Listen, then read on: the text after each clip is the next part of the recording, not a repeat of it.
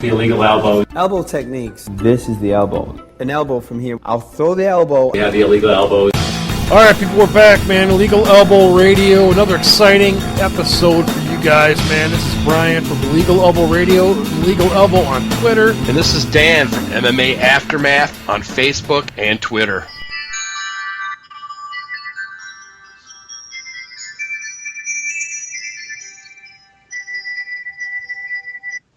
All right, Merry Christmas, everybody, man. What's up, Dan? What is up? Merry Christmas, brother. You too, brother, man. It's going to be an awesome day. Legal Elbow, MMA Aftermath, Christmas in style. Hell yeah. It's going to be a Christmas episode / year in review. So it's going to be a good one, too. This part one, is going to be a look back at the greatest upsets. The top 4 in the Illegal Elbow list here of upsets. And let me tell you, there were some shocking upsets, brother. And first we're going to start out with a guy coming over from the Netherlands with a very high ceiling, okay? A guy with loads of potential. But a guy that we have seen who likes to load up his left hand, who likes to bait fighters in. And he's kind of the fighter that is going to make you pay for your mistakes. You know, you do a combo, you come rushing in. If you miss, he's going to come back with a flurry and a powerful, quick left hand. Guess what? We had a Rick Story come in here, brother. And Rick Story, probably after the first round, figured a Gunnar Nelson out. It was pretty badass because Rick Story must have watched a lot of good videotape because I thought Rick Story could do well. Just a tough dude that he is. Goes into fights. No matter what way the guy loses, he always has a good showing. You know what I mean? And decent wrestling. But he was, for a long time, he was a decent wrestler, known for his striking prowess. You know what I mean? That's what really gave him his notoriety, basically. But he's had really, really tough times as of lately. And then after that fight, it's like, oh my gosh, man, he really watched a lot of videotape. And not to say it was really tough for him because he's a lot more experienced than a Gunnar Nelson, in a sense. Gunnar Nelson has been one of those guys that has been brought up almost kind of slowly in a UFC. He's almost kind of fought like twice a year, sometimes maybe once a year. But really, before that fight is when he really started to get on the map, and UFC really started talking about him. Renzo Gracie started really talking about him, like, hey, I knew his, I've known his coach from years past, and this guy's going to be something special, which was before that fight. But after that fight, I still see him being something special because everybody has that learning experience that they have to have, and that was a learning experience. And who better to have it against a guy like Rick Story, man? The guy's been in there with a host of dudes. Fucking Rick Story came in, man, with a fucking game plan, I guess, He fucking adjusted. He wasn't the proverbial bait fighter that a guy like Gunnar Nelson dismantles. He does his shit, but he's basically working right into the hands of a Gunnar Nelson. Fucking Machida does the same shit. You overextend yourself, you're going to fucking pay. Yeah. Rick Story fucking, in my opinion, cut off the fucking ring, bro. And went flying in, dude. He closed the gap quickly, bro. Yeah, he had to. And it was a great game plan, man. Yeah, and it was a great game plan. He just fucking stayed the course, wore a fucking Gunnar Nelson out, and Gunnar Nelson actually at the end of the fight was switching some shit up, dude. He was taking some more chances, getting out of his comfort zone, but it was a day late and a dollar short, Yeah. So, but yeah, coming back, I can't wait to Gunnar's next fight. Christmas burp for you people. Sometimes Brian might even do the reverb burp. So. Oh yeah. The backwards, forwards, yeah. But anyway, I can't wait to see Gunnar's next fight, man. I see him coming back, doing some great shit. Shut up! The dogs, man. The dogs are feeling the Christmas spirit, man, for sure. But what's number 3, dude? What do you got on tap for number 3? Coming out for number 3 was a stunner. Stone Cold Stunner? Steve Austin? No. Oh, I'm about sorry. to go out and throw a fucking muzzle on my dog here in a second. Sorry. Shut up! Dog's interrupting the show here. But anyway, get back to the number 3 top upset of 2014. Ben Henderson been working his way back up to that title. Okay, he's been scratching and clawing. He wants another shot at Pettis. Okay, yeah, he was all set, and I don't know if he came into this fight overlooking Rafael dos Anjos, but guess what? Rafael dos Anjos made his presence felt. That was a big time upset for me, and not only that, it was mark the arrival of Rafael dos Anjos. And a huge arrival, and basically a newfound Camp. newfound statement in his career with being with a camp like another Rafael Cadero. So, and I mean, this guy just makes killers out of fighters, man. We're talking about the likes of the axe murderer Vanderlei Silva. You know, when he was over there, you know, beating the hell out of people in Pride. You know, that was all the tutelage of Cadero. Same with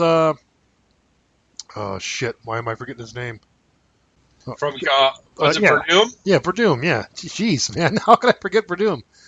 I got Verdum as number one right now, man. Little face plan action here. Little face plan action. Yeah. Okay, though. Yeah. I wouldn't necessarily call it a face plan. I might have tripped. You know. Yeah, you're tripping a little bit. Good catch, though. Good catch.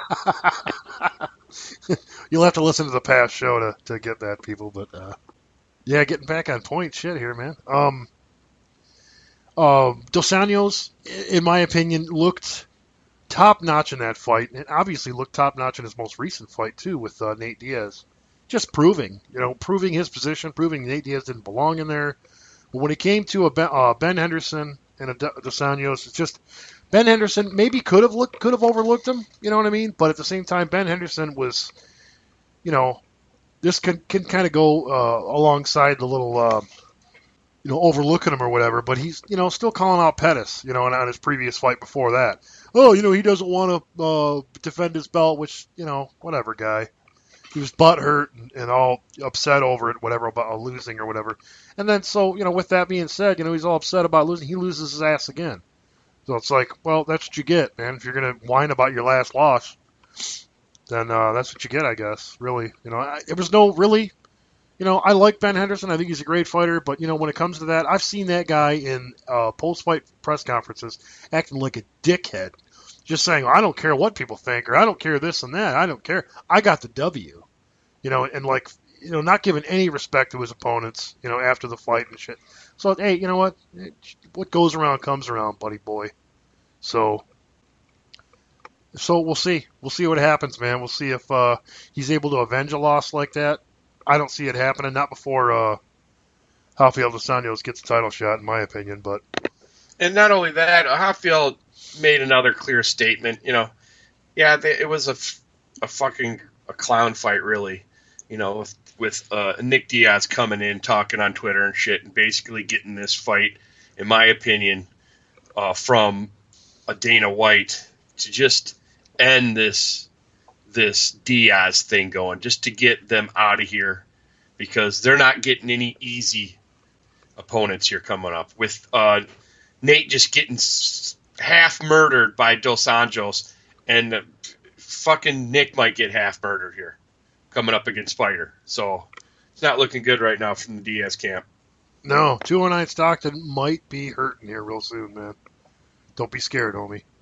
But guess what? They're going to have some big time, already in the chamber excuses waiting in the clip. So. Oh yeah, no, you're right on with that, brother. Shit, hell yeah. But not to get back off track. Dos Anjos coming up, man. He asked, he's like, I deserve it. I've been here. I got 9 fights in a row or something like that without a loss. I deserve a shot, and it was announced that he's the next. Contender to fight Pettis, which, man, this is going to be a good-ass fight, bro.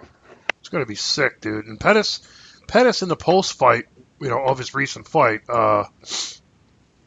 with Melendez, was talking about, hey, I'm uninjured. You know, I'm ready to go. This is before the post-fight checkups and all that bullshit. He's like, I feel great. I'm uninjured. Let's go. He's like, I'll take Nurmagomedov. I'm fine with that. Let's go. You know, Nurmagomedov's not going to be ready, so it's going to be a Dos Anjos fight. Nothing is posted as of, you know, for sure yet that I know of. You may know better than I do in that area, Dan. I don't know, but I don't believe anything's officially posted yet. No, I haven't seen anything. But that is said to be the next fight. So, which I think is, you know, I agree with you. It's going to be a hell of a fight. Hell yeah. But if you want to put a cap on it, man, and get to number 2. Yeah. Right now, early on, I would pick a Dos Anjos. Pettis looked good to me, but a Dos Anjos coming in using some. Because I know against Melendez, you know, Melendez took him down, but he couldn't keep him down. Yeah. I think a Dos Anjos could implement some, you know, guard technique and stuff and force him down or whatever and put him into a jiu-jitsu situation. So, yeah, Pettis has got great jiu-jitsu, but Dos Anjos, I don't know. I would have to give Dos Anjos the check mark on that one, dude. You know, as for fucking stand-up, toe-to-toe striking, that would be brutal, man. Yeah. It's going to be brutal on both ends. But I don't know. I might have to give that to Showtime a little bit, maybe, because I think he might have a little bit of reach on him. But we'd have to see it, man. It's too early, but early on, I would have a Dos Anjos just because he's looked very good. Yeah. Yeah, and Melendez had some great, you know, like I remember talking about this in the past couple fights where we did talk about a Pettis Melendez. Melendez really took it to a Pettis, and it was a good game plan, but it just kind of played into what Pettis is good at. It's like, yeah, defend a little bit, and then get that timing down. Yeah. Once you got that timing down, a couple of elite fucking strikes, premium strikes, hit the targets, and then it was just once that started happening, it was the beginning of the end for Melendez. First guy to ever submit a Melendez, it was badass.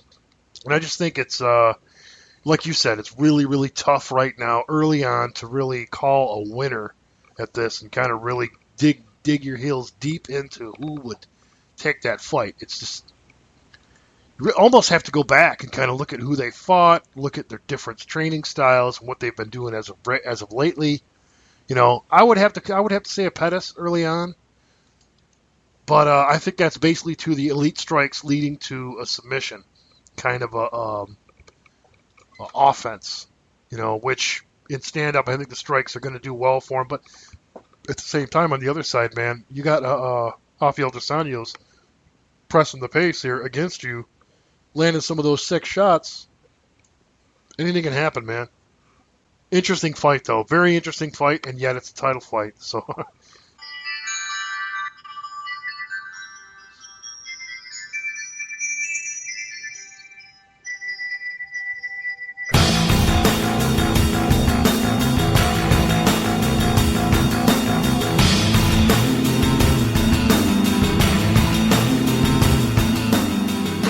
Coming in on the next one, number 2 on the list of the 2014 upsets, top 4 upsets of illegal elbow here that we ran down and came up with. And the next one's going to be a TJ Dillashaw taking out a Renan Barão.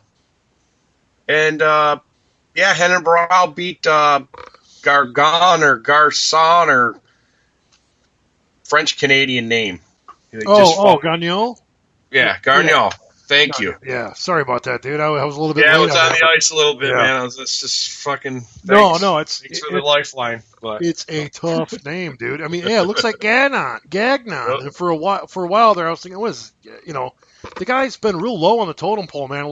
They have not really publicized this dude very much. You know, the guy's actually, he doesn't have a huge resume of wins, but the way he wins, he's looked really, really good, and they've kept. For whatever reason, bringing it to Barão too, man. Yeah. He was fucking getting up in his face, tagging him a few times. You know, Barão to me just didn't look like a regular Barão in that fight either. No. Really, you know, he did not look good. I don't care what anybody says. Barão did not look good. It looked to me like Barão was lacking he was lacking his normal offense that he does, that he's so good at and catches everybody off guard with. It looks to me like he went more of in a submission training session. He focused more on his submission training, to bring that area up rather than his just a striking offense. And I think that's what really paid off, for a Gagnon in the stand-up, really. Because it's like this guy, okay, that's granted, you haven't been in a while here, but, and striking is your top thing, but you've trained so much in your submission prowess, you made it easier for a Gagnon to look fucking fantastic against your stand-up, because obviously the guys dropped the ball on stand-up a bit, you know what I mean, to up his submission game. I mean, that's pretty obvious. Anybody can see that. They should, anyway. Just to throw that out there, man. Brow, man, if you come back, you're going to fight TJ Dillashaw. I'm going to have Dillashaw. If you come in looking like that again, he's going to easily defend his belt. So you better come in looking sharp. Even when he was on the fucking around with Machida and they were playing soccer, man, he looked slow as fuck, man. He wasn't even reacting. I don't know if he doesn't know how to play soccer or what, but all around that weekend, man, didn't look good. So come back, shake off whatever's wrong with you, because you come in looking like that against the champ, you're going to get lit up. Yeah. So with that being said, man, if you want to take a small break, we're going to come back with the number one upset of 2014. And it might shock a lot of people. But we just felt that this guy came in and yeah. We'll be back, people. And remember, coming up here, check out our commercial that's coming up. The Google Play Store. The Illegal Elbow app. Mom, I'm getting real frustrated here, I want to listen to my Illegal Elbow show podcasts and stuff, and I can't. I go here, they redirect me here to the Spreaker app. I want something more convenient. This is not fair. I want to listen to this when I want to listen to it. Hang on, Mom. All right, I got this one. All right, look, buddy. No big deal, all right? What you do, you head over to your Google Play Store. And then what you do is you search Illegal Elbow, all one word, no spaces. Voila. You got your app right there, man. You can check out every Illegal Elbow show. Illegal Elbow MMA show. You hear that, Ma? All of them. It's so easy to do. Packed with information on us, how to contact us. Go to our home pages, our Facebook pages, our Twitters, all that good stuff, man. So it's a great app. So go check it out, comment on it, rate it. That's another thing we want, man, is give us a rating on that app, what you think of it. So, you hear that, Ma? You hear that, Ma? One word, Illegal Elbow. Type it in right now, Google Play Store. Kids all hyped up, man, and you should be too, people. Go over, Google Play Store, check it out, man. Thanks a lot, guys. All right, people, before we get back to this, man, I just want to announce a real tragedy. This really sucks, especially on a Christmas special kind of a show here, year in review kind of a deal. Just breaking news? No. Well, yeah, maybe. I'm down to one beer, man. It's my last beer. This is breaking news. It's clearly fucking news. But the good thing about it is after this, you have exactly 2 hours. No, you have 1 hour to buy alcohol. Yeah, you get a 7-Eleven, man. Go get yourself a healthy sized fucking 18-pack. Oh, come on, people. Don't act like this is not a good show topic. Come on now. Yeah, come on. This is an emergency show topic. It's emergency stuff here. You're on vacation, your Christmas time off, and you're wondering where the next beer is going to be. It's clearly an epidemic. Clearly a bad situation. But anyway, man, a little hijack going on there. Hope you appreciate it. No, but this guy coming in here on this final fight that we got coming on, and the rundown, the top 4 rundown of the upsets of 2014. And this guy came in and he just stunned us, man, because we thought he didn't even have a fucking chance, really. Because Ross Pearson was on a fucking warpath, okay? He was doing pretty fucking good. And I was like, man, Ross Pearson's buzzsaw, man. He's going to go all the way up, man. He can be a title contender. Well, guess what? Al Iaquinta had other plans that night. Al Iaquinta came in and totally figured out a Ross Pearson, and Ally Quinta was he was fucking dodging, ducking, weaving, diving, fucking just getting a Ross Pearson basically to do what a Ross Pearson is, and that's try to knock your fucking ass out within the first few rounds. And Ross Pearson didn't do that, and Ross Pearson gassed out, which played right into a well-conditioned Ally Quinta's hands, bro. Ally Quinta, man, his next fight is Joe Lozon, which at UFC 183, January 31st. I don't know, Joe Lozon, man. Whew. That's a good matchup, dude, because Joe Lozon can bust this dude up early or submit him. At the hands of a beatdown, he could still submit him. You know what I mean? So that's a good matchup, I think. Joe Lozon comes out of the gate fast, man. He does. And even if you beat him down, he could still catch you in a triangle or you know what I mean? Submission specialist. We'll see how Iaquinta, see how Iaquinta fucking, see how whether he bodes well against that or not. Let's see, man, really. Agreed, man. Ross Pearson, to me, was the favorite. I think he was the favorite across the board with the bets and everything. Yeah. I mean, Oh, yeah. Iaquinta came out of left field with his camp, Sarah Longo camp.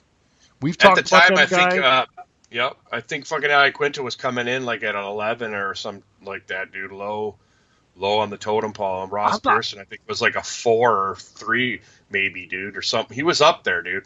Yeah, I don't even think Iaquinta was that high. I could be wrong, though.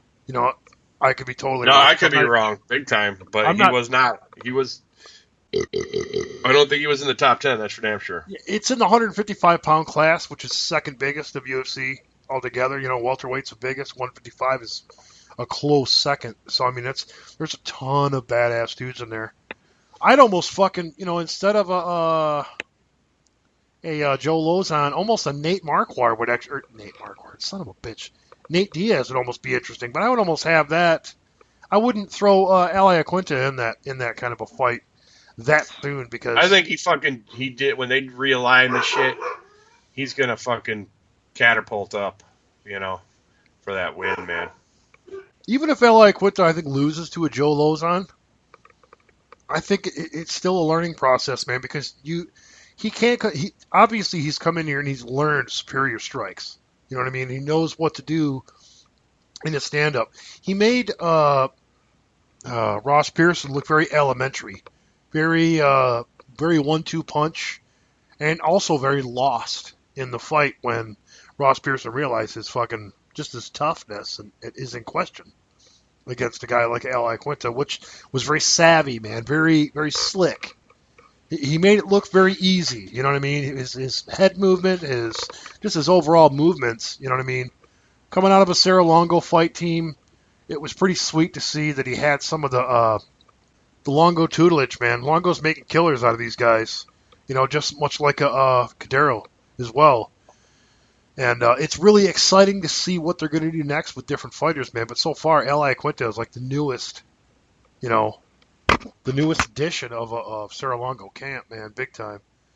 So, and this is a huge test for them, really, because to see his submission defense coming off of Joe Lozon, but to go back to what we were saying about it, Ross Pearson, like I said, man, Ross Pearson just looked to be, there was a little bit of a, what do you call it, man, weather the storm. It was a very little bit of a storm that Ross was bringing at that time because Ally Quinta was able to stay outside, pick away at some shots, dodge some shots, and really just kind of wore Pearson out. Pearson was like, okay, fuck, man, what do I do from here? He just kind of looked a little bit lost, and it really made him look to be a 1-2 puncher rather than, a Britain Braun tough guy get in there a 1-2 puncher when it came to Ally Quinta, man. Ally Quinta just brought style to the whole fight. Style and technique, really. That's what it looked like to me. Oh, yeah. No, he came in fucking, like you said, man, just confused the fucking Ross Pearson, man. Ross Pearson was just, I think he knew probably halfway through the second round that Iaquinta had his number. So yeah, and it was a round 2 TKO, man. So it wasn't too much beyond that it was over, man. It was over. Yep. And Pearson will be back. I mean, this probably is actually a really good learning experience for Pearson because it's like, you know what, Pearson's a very tough dude. Good chin, very tough guy. He got caught in there with somebody that was a little, probably didn't have to work as hard with the tutelage he had. Didn't have to work as hard. He's got good natural ability. He's got to find the right coach to bring it out of him, kind of a deal. Like an Anderson Silva. He's got that natural ability. And then you got a GSP that's really good at some things, but there's some things he just has to work on a little bit more than your average guy.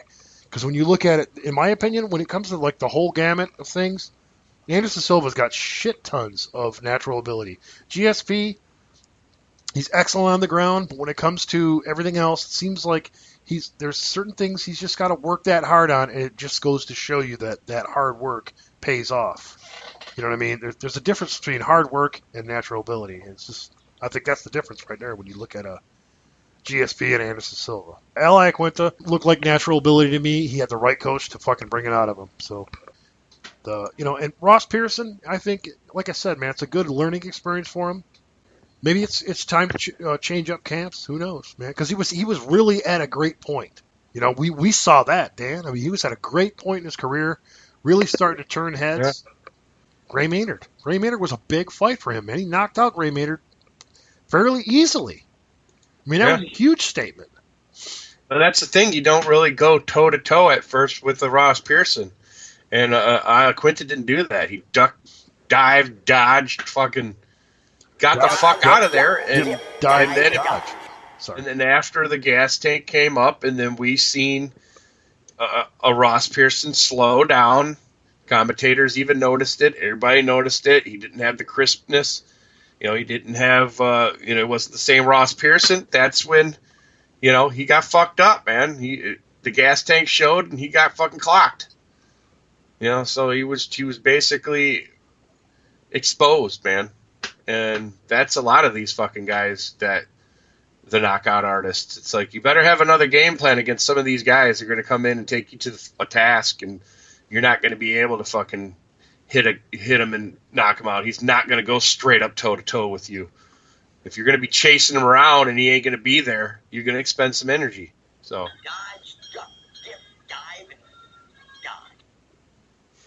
So there you have it right there, man. I mean, but yeah, no, he's a crafty dude, and it shows because it's been brought out of him by, a special camp, a very special camp. You know what I mean? It's already created one champ. They already got one champ in their back pocket, so I'm really excited to see the future of of both these guys. Iaquinta and Pearson, because how does Pearson come back from this? That's a huge question. It's like, is it a really, really tough thing to where he takes it really roughly and has a hard time coming back from it because he came basically going into this fight? He probably thought, well, shit, Ally Iaquinta's really not much on the board.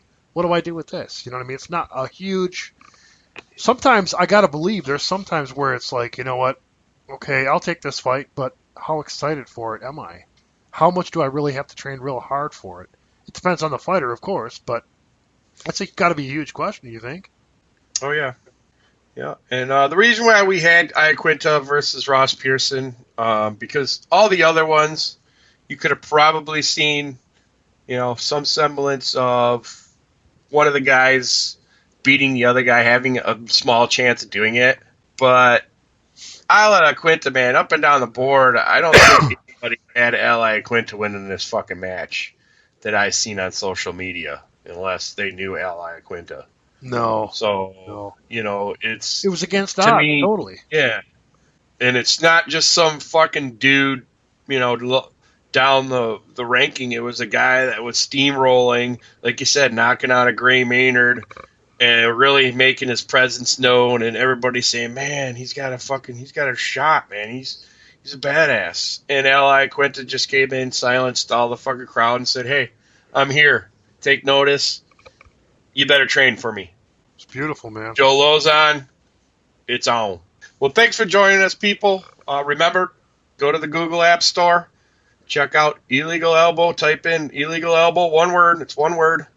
And this is really going to help you guys out with notifications and going into archives and everything else. All our shows are on there. It's a really badass app. Check it out. And until next time, man, Thanks for joining us on our Christmas special of 2014. Look back on all the major upsets, man. Thank you very Brian. much, people. Merry Christmas, brother. Merry Christmas to you, man, MMA Aftermath. A merry steadfast. And a God be your Christmas.